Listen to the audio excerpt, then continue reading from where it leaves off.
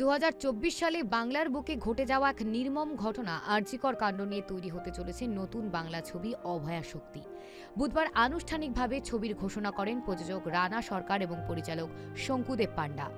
সংবাদ মাধ্যমের সঙ্গে কথা বলতে গিয়ে রানা সরকার জানান, প্রায় 2 বছর আগে শঙ্কুদেব পান্ডার সঙ্গে তার আলোচনা হয়েছিল এমন একটি ছবি তৈরির বিষয়, যা গুরুত্বপূর্ণ কোনো বিষয়কে বৃহত্তর জনসম্মুখে তুলে ধরতে পারে। সেই ভাবনা থেকেই অভয়া শক্তির জন্ম। একটা টেলিভিশন চ্যানেলে আলোচনা হচ্ছিল কেন এই ধরনের আহ, আহ, বিষয় নিয়ে, দুর্নীতি বা এই ধরনের বিষয় নিয়ে সিনেমা করা যায় না। তখন আমি চ্যানেলের সেই স্টেজেই বলেছিলাম ওকে, তুমি সিনেমা করো, আমি প্রডিউস করবো। সেটা একটা 2 বছর আগের ঘটনা, তখনও অভয়াকাণ্ড ঘটেনি। এবার তারপরে যখন ওই কথার রেফারেন্সেই ও এখন এসে আমাকে প্রপোজালটা দেয়, এই অভয়াকাণ্ড নিয়ে আমি সিনেমা বানাতে চাই, এবং আলটিমেটলি কনসেপ্ট বা গল্প, স্ক্রিপ্ট সবকিছু শুনে এই বিষয় নিয়ে সিনেমা না বানানোটা আমি মনে করি অপরাধ। এই সিনেমাটা তো বানাতেই হবে মানুষকে দেখানোর জন্য। আমরা দেখা করে এসেছি ওনাদের সাথে, যেহেতু আমাদের এই এই বিষয়টা কোনো বায়োপিক নয় বা কিছু নয়, তা আমরা ওনাদেরকে জানিয়ে এসেছি, এবং আমি শঙ্কুদের দুজনেই গেছিলাম, ওদের আশীর্বাদ নিয়ে এসেছি। এটা তাও 4-5 দিন আগে। ভিকটিমের মা বাবা কি থাকবে?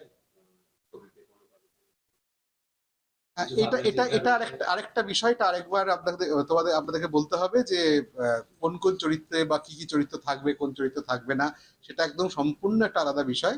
চমক আছে এটা বলতে পারি।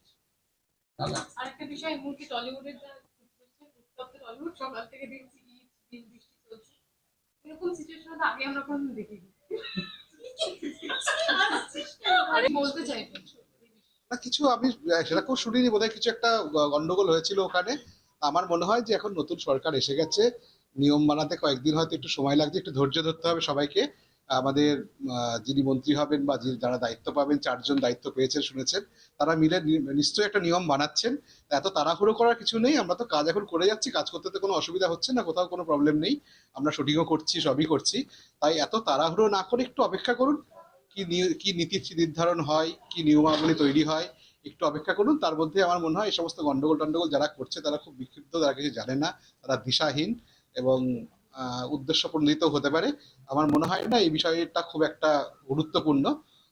অপেক্ষা করছি যে রাজ্য সরকারের বা শুটিং সংক্রান্ত নিয়মকানুন কি তৈরি হবে, এটা শুরু হলেই আমরা বলতে পারবো যে কি হয়। আমরা আমরা সবকিছু মেনেই কাজ করব, চিরকাল করেই এসেছি। এবার আরো অনেক ভালো নিয়ম হবে, এটা আমরা আশা রাখছি। সেই আশার নিয়মটা তৈরি হয়ে গেলে তখন আর এসব ঝামেলা দেখতে পাবে। আজকে প্রোডিউসারদের সঙ্গে মিটিং ছিল বাকিরা। না, আমি তো আজকে এটা নিয়ে এত ব্যস্ত যে যেতে পারিনি, কিন্তু হ্যাঁ কথা হচ্ছে বারবারই, বা সবারই মতামত দিচ্ছেন ওনারা কিভাবে কি করা যায়। কিন্তু আমার একটা কথাই মনে হয় যে আমি একা তো কোনো মতামত দেওয়ার জায়গায় নেই, সবাই মিলেই একটা প্রপোজাল দেবে। এবং সবচেয়ে বড় ব্যাপার হচ্ছে আমাদের রাজ্য সরকারের পক্ষ থেকে যিনি মন্ত্রী হবেন তিনিও নিশ্চয়ই কোনো কিছু নির্দেশিকা আমাদেরকে দেবেন, তার জন্য অপেক্ষা করছি। কবে থেকে শুট শুরু হচ্ছে এবং আর্টিস্ট কারা কারা থাকছে? আমাদের অগস্ট মাসে আমরা ফ্লোরে যাচ্ছি, আর্টিস্ট কিছু যা হচ্ছে এটা অ্যানাউন্সমেন্ট খুব শীঘ্রই। পরিচালক শঙ্কুদেব পান্ডা স্পষ্ট করেন, অভয়া শক্তি কোনো বায়োপিক নয়, বরং বাস্তব ঘটনাকে ভিত্তি করে নির্মিত একটি চলচ্চিত্র। অনেক দিন থেকে প্ল্যানিং ছিল, ইলেকশনের চাপ ছিল বলে করে উঠতে পারিনি। ইলেকশন শেষ হয়েছে, সময় পেয়েছি আর প্রডিউসারকে পেয়েছি, সেজন্য একাধিক বিষয়ে উঠে আসে। আমরা এই ছবিতে এমন কিছু দেখাবো যা কেউ দেখেননি, যা কেউ জানেন না। ইভেন এই ঘটনার সাথে যুক্ত যারা রয়েছেন তারাও জানেন না। আমাদের রিসার্চ টিম এমন কিছু জিনিস তুলে নিয়ে এসছে যেগুলো আমরা দেখাবো।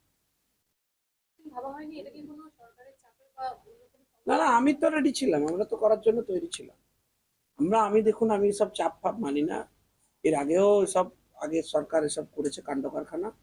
ছবি তৈরির ক্ষেত্রে 100% স্বাধীনতা রাখা উচিত। ছবি বানান, ভালো ছবি হোক, প্রচুর ছবি হোক কলকাতায়, সবাই দেখুন, এটাই আমরা চাই। কোন কোন বিষয়ে ফোকাস করছে? মূলত একটা বিষয় ফোকাস করছি, আরজিকর, মূলত আরজিকরের ইনসিডেন্টটার উপরেই ফোকাস করছি। ভাগ যা যা রয়েছে সেটা ছবিতে দেখতে হবে। আরেকটা বিষয় আমরা এই মুহূর্তে দেখতে পাচ্ছি, ব্যান্ড কালচার একাধিক এইসব বিষয় নিয়ে কথা বলছে, টলিউড এখন টলিউডে এইসব ব্যান্ড ফ্যান করা উচিত না। যারা করছেন তারা কে, জমিদার নাকি? তারা টলিউডের মালিক নাকি? আমি তো কেউ আবার ভাবছেন এক স্বরূপ চলে গেছে আর এক স্বরূপ এসে বসবে, এসব হবে না।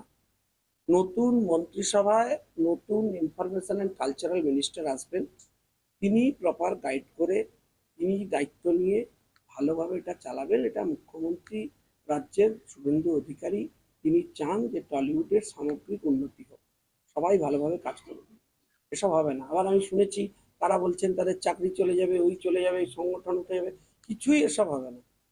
আমাদের সামগ্রিকভাবে চেষ্টা করতে হবে কাউকে বাদ দেওয়া নয়, সবাইকে ইনক্লুড করা।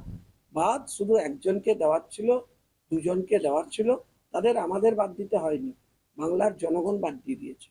ছবির কাস্টিং নিয়ে কিছু খোলাসা করেননি পরিচালক প্রযোজক। আগস্ট মাসেই শুরু হতে চলেছে অভয় শক্তির শুটিং।